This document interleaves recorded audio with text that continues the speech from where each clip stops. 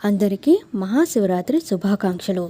మహాశివరాత్రి రోజు ఆచరించవలసిన నియమాలు. మహాశివరాత్రి రోజు చాలా ప్రత్యేకమైనటువంటి రోజు.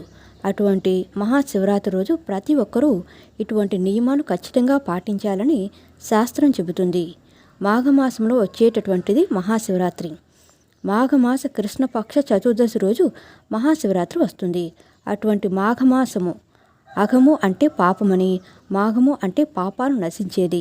అటువంటి మాఘమాసములో పాపాలను తొలగించుకోవడానికి మహాశివరాత్రి రోజు పుణ్య నదులలో, సముద్రంలో లేదా ఇంటి యందు కానీ తల స్నానాన్ని ఆచరించాలి. ఈరోజు స్నానం సూర్యోదయానికి పూర్వమే లేచి స్నానం చేయడం వంటివి ఆచరించాలి. అలాగే ఈరోజు విశేషంగా ప్రదోషము, ఉదయకాలము, రాత్రి సమయంలో శివారాధన చేయాలి. శివారాధన ఎలా చేయాలి అంటే, ఆలయాలకు మీకు అవకాశం ఉంటే వెళ్ళి శివారాధన చేయాలి. లేని పక్షంలో ఇంటిలో కుడి చేతి బొటన వేలుకు మించకుండా ఉన్నటువంటి శివలింగాన్ని తీసుకొని, అది స్ఫటికలింగం కావచ్చు, బాణలింగం కావచ్చు, ఎటువంటి శివలింగం అయినా చిన్నది తీసుకొని దాన్ని బిల్వ పత్రాలతో, పంచామృతాలతో అభిషేకం వంటివి చేసుకోవడం.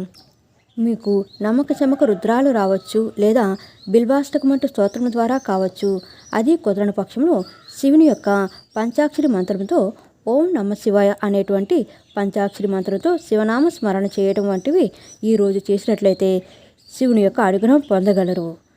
శివరాత్రి రోజు స్నానం, దానం, జపం, తపం వంటివి ఆచరించమని శాస్త్రం చెబుతుంది. ఈరోజు స్నానం వంటివి చేసి శివనామ స్మరణతో జపం చేయడం, అలాగే శివరాత్రి రోజు చేసేటటువంటి దానములకు విశేషమైనటువంటి పుణ్య ఫలితం లభిస్తుంది. ఈరోజు చేసేటటువంటి గోదాన, భూదాన, సువర్ణ దానాలు కావచ్చు, అన్నదానం, వస్త్రదానం వంటివి శివానుగ్రహం కలుగుతాయి. ఈ రకంగా ఎవరైతే శివరాత్రి రోజు స్నాన, దాన, జపాదులు చేస్తూ శివనామ స్మరణతో, అందులోనూ ఈరోజు ప్రదోషకాలంలో దీన్ని మహాప్రదోషం అంటారు. ఆ ప్రదోషకాలంలో శివాలయాలకు వెళ్ళడం లేదా శివునికి అభిషేకం చేయడం చాలా విశేషం. రాత్రి సమయం, విశేషంగా అర్ధరాత్రి 12 గంటల సమయానికి శివారాధన చేయడం చేత మన యొక్క పాపాలు నశించి శివానుగ్రహం చేత పుణ్యాన్ని ప్రసాదించవచ్చు.